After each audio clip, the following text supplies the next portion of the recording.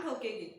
Hi guys, मैं अनीता आप सबके सामने मोशन की अगली क्लास लेकर आई हूँ। ज्यादा टाइम खराब ना करते हुए हम सीधा टॉपिक के ऊपर डिस्कशन करते हैं। थ्योरी की आपकी लास्ट क्लास रहेगी, इसके बाद जो है आपकी क्वेश्चंस की क्लास आएगी, यानी मोशन जो हमने पढ़ा है इससे रिलेटेड जितने भी क्वेश्चन आपके बनते हैं वो सब कवर करेंगे।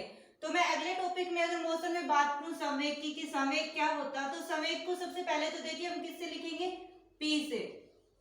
अब आते हैं इसकी परिभाषा की बात, यानी संवेग होता क्या है। तो संवेग क्या हो जाएगा, किसी वस्तु के द्रव्यमान m तथा रेखीय वेग v के गुणनफल को ही क्या बोलेंगे, उस वस्तु का संवेग। यानी कोई भी वस्तु है उसका द्रव्यमान m और उस वस्तु का जो वेग v है, उन दोनों के गुणनफल को हम क्या बोलेंगे, संवेग। तो इसका फॉर्मूला क्या हो जाएगा, P equal to m v, m यानी मास द्रव्यमान और v वेलोसिटी यानी वेग। अब बात करें संवेग कैसी राशि है, यानी संवेग सदिश है या अदिश, तो आपकी संवेग कैसी हो जाएगी, सदिश राशि हो जाएगी। इसके मात्रक की बात करें तो इसका मात्रक क्या हो जाएगा, केजी मीटर पर सेकंड। आगे हम बात करते हैं संवेग संरक्षण का नियम, यानी संवेग संरक्षण का नियम क्या है।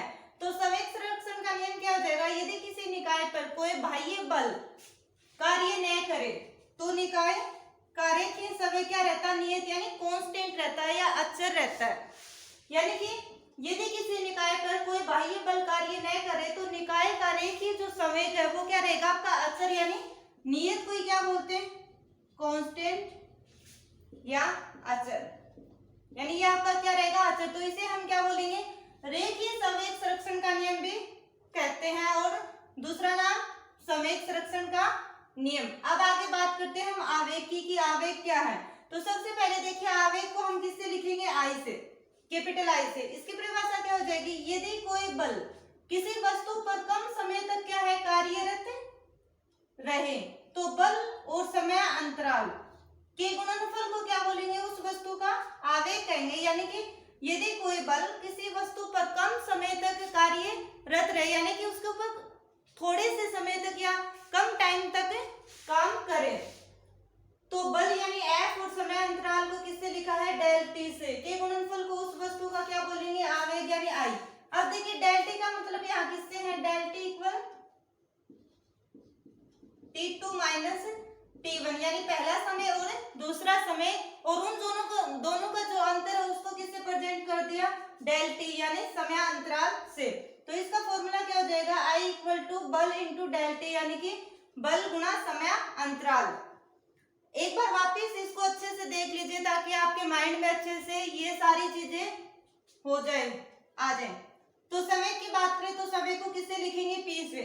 आपसे क्वेश्चन पूछ ले कि समय कैसी राशि है, तो आप क्या बताओगे, समय कैसी राशि है, सदिश राशि है। उसके बाद आपसे क्वेश्चन पुट कर ले कि जो संवेग है उसका मात्रक क्या है, तो क्या बोलोगे, केजी मीटर पर सेकंड इसका मात्रक है।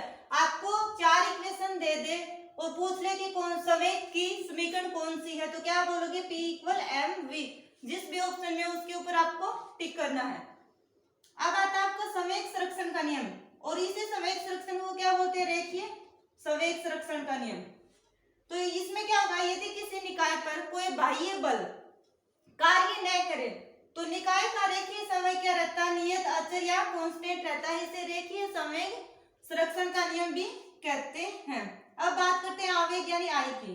तो क्या हो जाएगा, यदि कोई बल किसी वस्तु पर कम समय तक कार्यरत रहे तो बल और समय अंतराल के गुणनफल को उस वस्तु का क्या बोलेंगे, आवेग, यानी कि आई इक्वल टू बल इंटू समय अंतराल।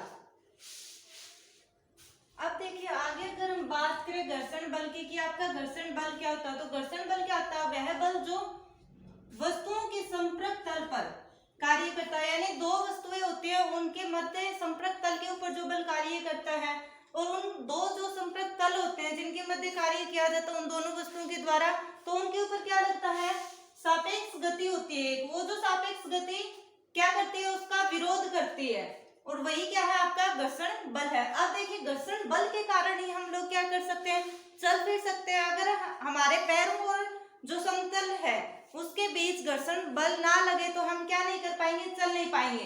इसी प्रकार घर्षण बल के कारण ही जो गाड़ियां वगैरह होती हैं उनका जो रोका जाता है तो उनके पहियों को क्या किया जाता है, थोड़ा खुरदरा किया जाता है, जिससे कि वो ब्रेक लगाने पर आसानी से घर्षण के द्वारा रुक जाए।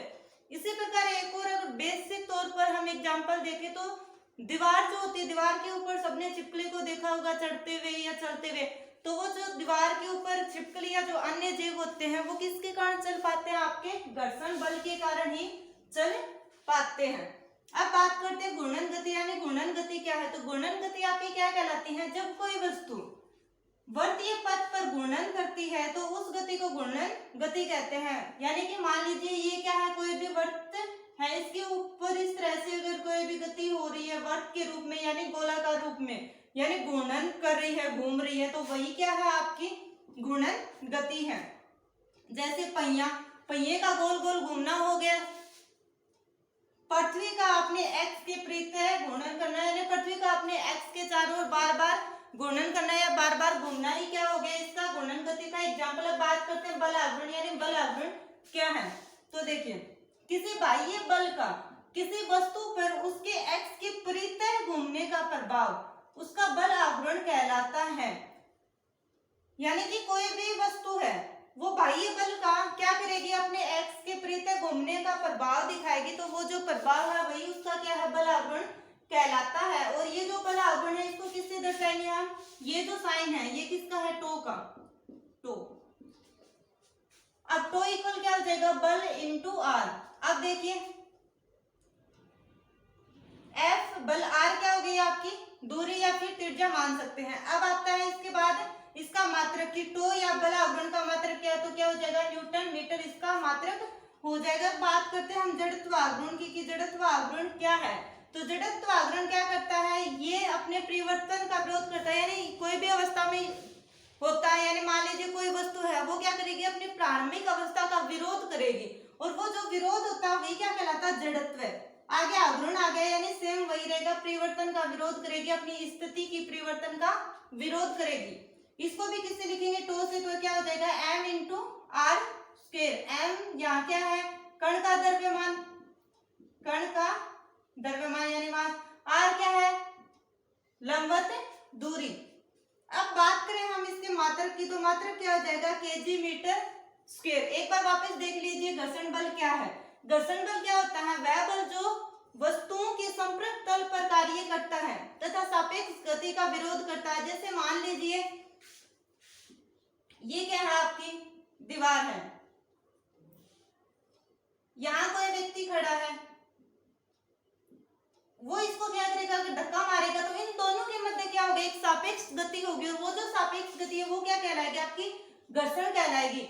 इसी प्रकार से जो गाड़ियां वगैरह होती है जो चलती हैं, ये क्या करती है, रुकने का कारण क्या है, इनके ये जो पहिया है और ये जो समतल है यानी भूमि धरती है, इन दोनों के मध्य क्या करता है, घर्षण बल कार्यरत रहता है, और इसी घर्षण बल के कारण क्या होता है, ये रुक पाती है। अगर एक और एग्जांपल देखें तो छिपकली वाला देख ही लिया हमने कि दीवार के ऊपर छिपकली का चलना भी क्या है, घर्षण बल के कारण ही संभव है। हम लोग जो अपने दैनिक जीवन में चलते फिरते हैं, जितने भी जीव जंतु चलते हैं उड़ते हैं, वो सब किसके कारण है, घर्षण बल के कारण। अब बात करते हैं घूर्णन गति की। नाम से ही देखिए घूर्णन आ रहा है, यानी क्या होगा, उसके अंदर घूर्णन तो होगा ही होगा, यानी घूमना तो होगा ही होगा। जब कोई वस्तु वर्तीय पथ पर घूर्णन करती है तो उस गति को घूर्णन गति कहते हैं। जैसे किसी भी साइकिल, मोटरसाइकिल, गाड़ी, रेलगाड़ी, किसी का भी आप पहिया देख लीजिए, अगर वो चलेगी तो वो क्या करेगी, घूमेगी, यानी घूम रही है, तो क्या है, वो घूर्णन गति है। अब है बल आवरण। बल आवरण को किससे लिखेंगे, टो से। किसी बाह्य बल का किसी वस्तु पर उसके एक्स के प्रति घूमने का प्रभाव ही क्या कहलाएगा, उसका बल आवरण कहलाएगा। टो इक्वल क्या हो जाएगा, F इंटू आर, यानी कि बल गुना लंबवत दूरी, या फिर इसको त्रिज्या या सिंपल दूरी भी बोल सकते हैं। अब बात करें जड़त्व आवरण की, तो जड़त्व आवरण क्या करेगा, अपनी जो प्रारंभिक स्थिति होगी यानी पहले जिस भी अवस्था में होगा वो उस अवस्था में परिवर्तन का पूरा पूरा विरोध करेगा, और उसका जो विरोध है वही क्या कहलाएगा, आपका जड़त्व आवरण।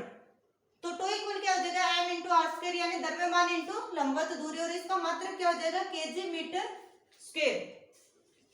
अगर आप सबको क्लास अच्छी लगी हो तो क्लास को जितना हो उसके उतना आगे से आगे शेयर कर दीजिएगा। आपके जो है कल मोशन जो है उसके क्वेश्चंस आएंगे, तो जितना ज्यादा हो सके उतना क्वेश्चंस को रिस्पॉन्स करने की कोशिश कीजिएगा। Thank you for watching this class. जय हिंद, जय भारत।